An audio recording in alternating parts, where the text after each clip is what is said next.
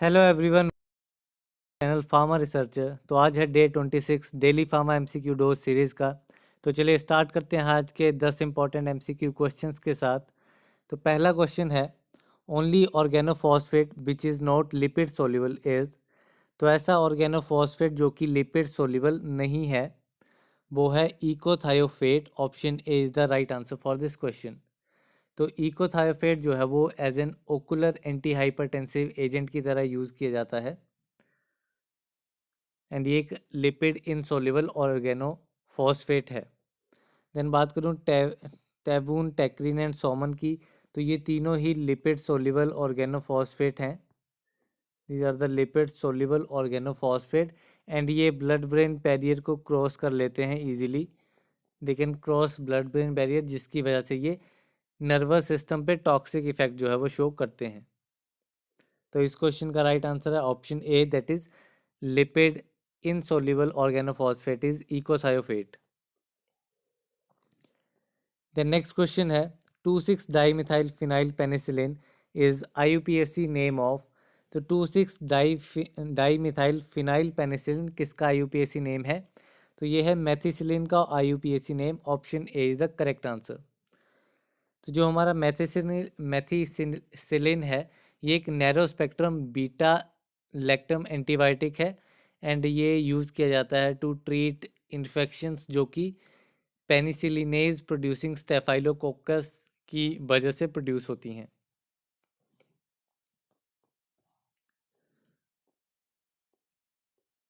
The next question है DOPP and PAO test are used for the evaluation of efficiency of.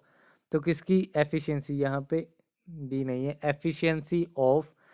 तो किसकी efficiency को evaluate करने के लिए DOPP test and PAO test जो है वो यूज़ किए जाते हैं।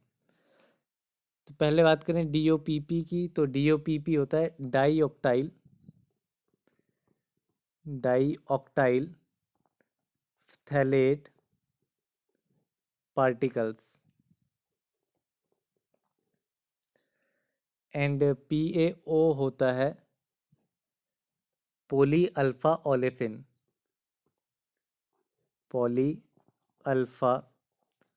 ओलेफिन। तो ये होते हैं दोनों टेस्ट। तो ये हैपा फिल्टर की एफिशिएंसी को इवेल्युएट करने के लिए यूज़ किए जाते हैं।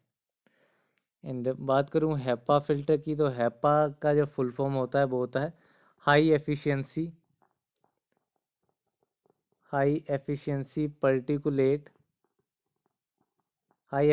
Particulate air filters. तो जो हैपा फिल्टर्स हैं वो यूज़ किए जाते हैं टू रिमूव जो भी बहुत स्मॉल पार्टिकल्स होते हैं एयर में, उनको रिमूव करने के लिए, जिनमें बैक्टीरिया एंड वायरसेस भी आ जाते हैं, तो उनको रिमूव करने के लिए हैपा फिल्टर्स यूज़ किए जाते हैं।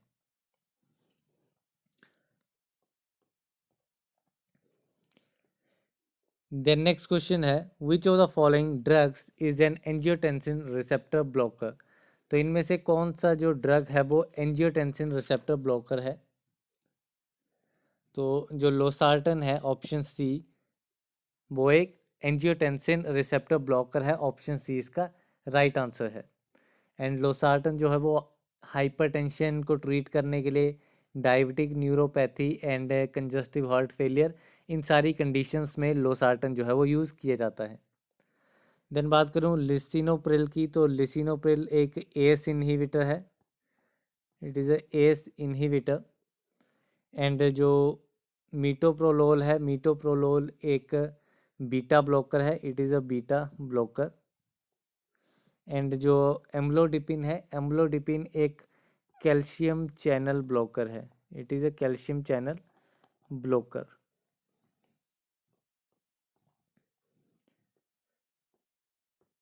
द नेक्स्ट क्वेश्चन है which of the following drugs is benzodiazepine. तो इनमें से कौन सा ड्रग एक बेंजोडाइजिपिन है? तो जो एल्प्राजोलम है वो एक बेंजोडाइजिपिन है। ऑप्शन ए इस क्वेश्चन का राइट आंसर है। एंड अल्प्राजोलम जो है वो different anxiety disorders, panic disorders को ट्रीट करने के लिए यूज़ किया जाता है। एंड ऑल्सो जो स्लीप डिसऑर्डर्स होते हैं, नींद नहीं आना, उसके लिए भी अल्प्राजोलम जो है वो यूज़ किया जाता है। माइंड को रिलैक्स करने के लिए। देन जो विस्पिरोन है, विस्पिरोन एक एंग्जियोलाइटिक है, इट इज़ एंग्जियोलाइटिक ड्रग एंड ये एंग्जाइटी डिसऑर्डर को ट्रीट करने के लिए यूज़ किया जाता है।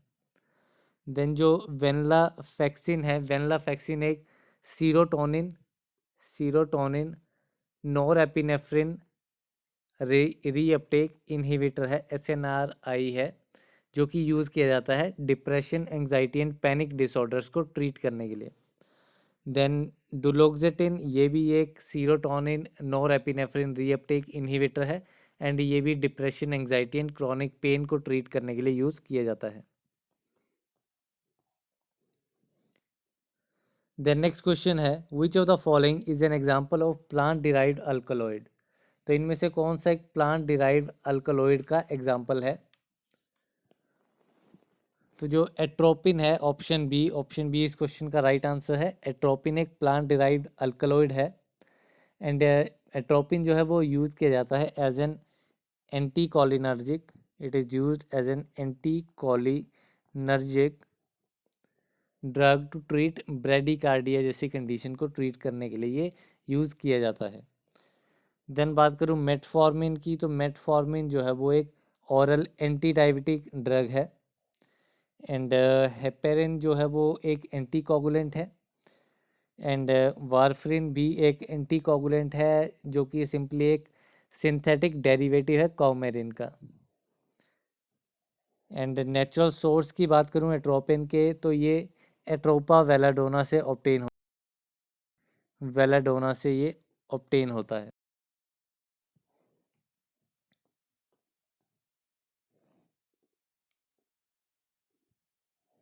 देन नेक्स्ट क्वेश्चन है, which of the following is a type of drug delivery system that involves embedding drug particles in a polymeric matrix.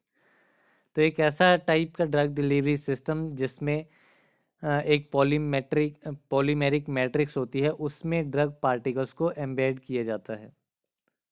तो वो होते हैं माइक्रोस्फीयर्स, ऑप्शन बी इस क्वेश्चन का राइट आंसर है। अगर मैं बात करूँ लाइपोसोम्स की, तो लाइपोसोम्स भी एक ड्रग डिलीवरी सिस्टम का टाइप है। इसमें क्या होता है, एक लिपिड बाइलेयर होती है, उसमें ड्रग को एनकैप्सुलेट किया जाता है। सेंट्रल पार्ट में ड्रग आते हैं एंड एक सर्कुलर मैनर में लिपिड बाइलेयर जो है वो रहती है। देन जो नैनो पार्टिकल्स होते हैं, नैनो पार्टिकल्स एक यूज़ करते हैं, पार्टिकल्स को यूज़ करते हैं with a size in the nano particle range, जिससे कि वो सकें to a in the body. Then जो इम्प्लांट्स होते हैं, इम्प्लांट्स में क्या करते हैं, इसमें सर्जिकली प्लेस करते हैं एक डिवाइस को बॉडी में, जो कि स्लोली ड्रग को रिलीज करता है over extended period of time.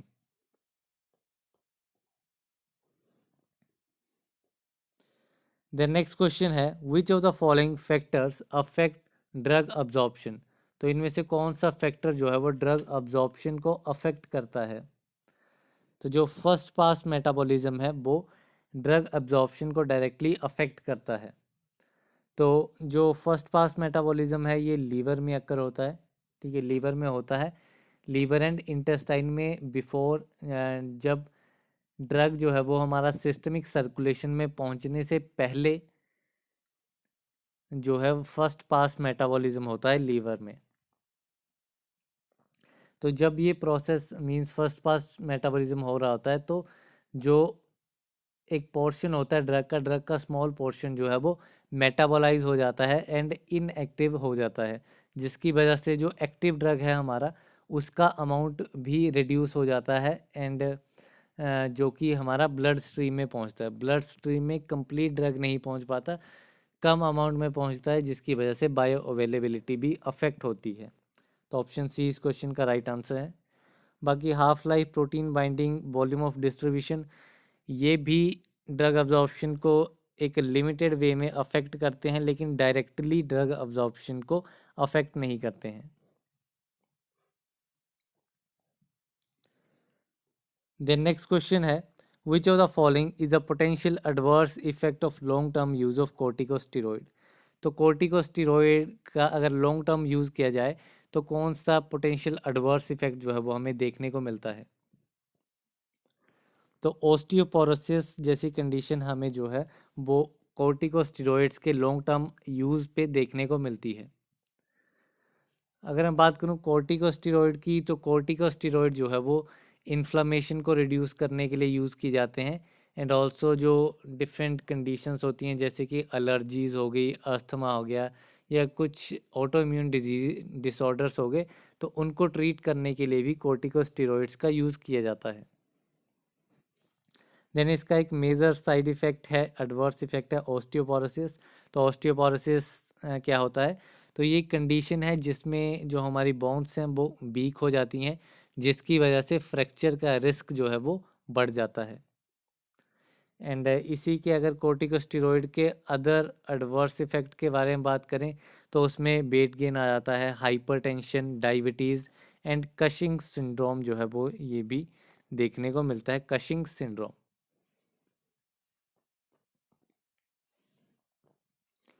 Then last question है इस वीडियो का, which of the following is the largest muscle in the human body? तो ह्यूमन बॉडी की लार्जेस्ट मसल कौन सी होती है? तो जो क्वाड्रिसेप्स फेमोरिस है वो लार्जेस्ट मसल होती है ह्यूमन बॉडी में। ऑप्शन ए इस क्वेश्चन का राइट आंसर है। तो ये कहाँ पे लोकेटेड होती है? ये interior part of thigh, thigh के इंटीरियर पार्ट में ये लोकेटेड होती है। इंटीरियर मीन्स फ्रंट पार्ट में ये लोकेटेड होती है। तो ऑप्शन ए इस क्वेश्चन का राइट आंसर है। तो यहाँ पे 10 क्वेश्चन खत्म होते हैं। तो मिलते हैं अगली वीडियो में जिसमें और इम्पोर्टेंट एमसीक्यू क्वेश्चंस आपके लिए लेके आता रहूँगा। तब तक के लिए थैंक यू वेरी मच।